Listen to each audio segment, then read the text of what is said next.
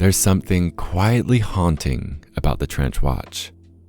It sits on the wrist, often with a yellow dial and worn leather strap, carrying scars of both time and battle. To some, it looks like an in-between artifact, no longer a pocket watch, not yet the refined wristwatch that would dominate later decades.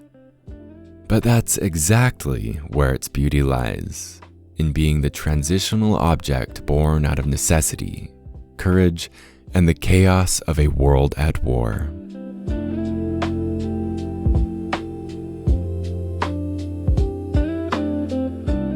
At the dawn of the 20th century, a gentleman carried time in his pocket. Wristwatches were, quite frankly, considered effeminate, more suited for delicate women than for men of industry or war. But in the trenches of World War I, where every second could mean life or death, pocket watches proved maddeningly impractical. Imagine fumbling for a watch chain while crouched in mud, gas mask pressed to your face, hands shaking as artillery thundered overhead.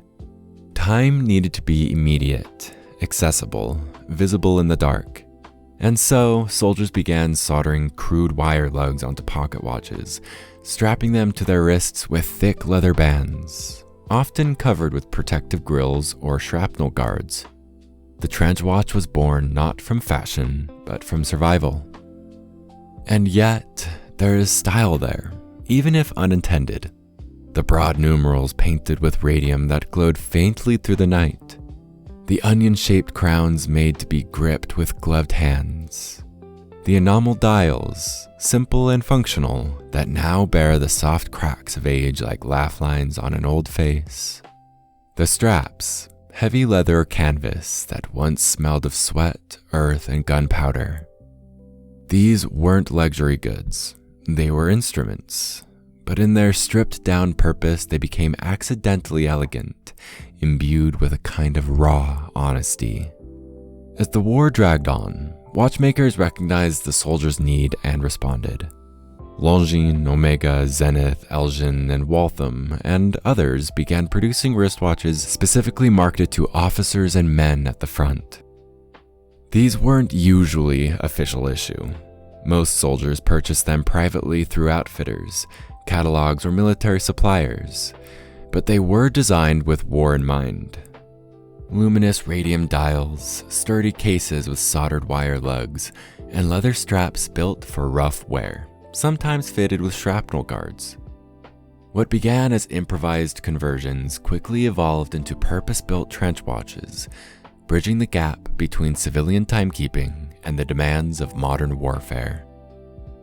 After the guns fell silent in 1918, trench watches came home. Many ended up tucked in drawers, forgotten keepsakes alongside medals and letters. Others were worn proudly by veterans who could never quite shed the habit of checking their wrist instead of their pocket. The cultural shift had taken root. Men now wore wristwatches openly, and by the 1920s the industry had fully pivoted to embrace them. Without the war, without the trenches, the wristwatch might never have become the masculine standard it is today. To hold a trench watch now is to feel that transition in your hand. It's delicate compared to modern pieces, but it thrums with history. Every nick on the case, every worn strap hole, tells of someone who relied on it not for vanity, but for survival. There's a poignancy in knowing that these humble timekeepers carried the heartbeat of soldiers through some of humanity's darkest days. And perhaps that's why collectors, historians, and romantics find them irresistible. They're not just watches, far from it. They're witnesses. The trench watch is forgotten by many, overshadowed by the sleek Rolex Oysters and Omega Speedmasters that came later.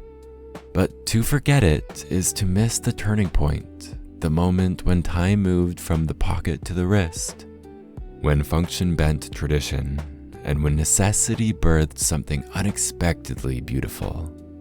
It is, in its own quiet way, one of the most important inventions of the 20th century, not because of how it looked, but because of what it endured. And maybe that's what draws us to vintage watches in the first place.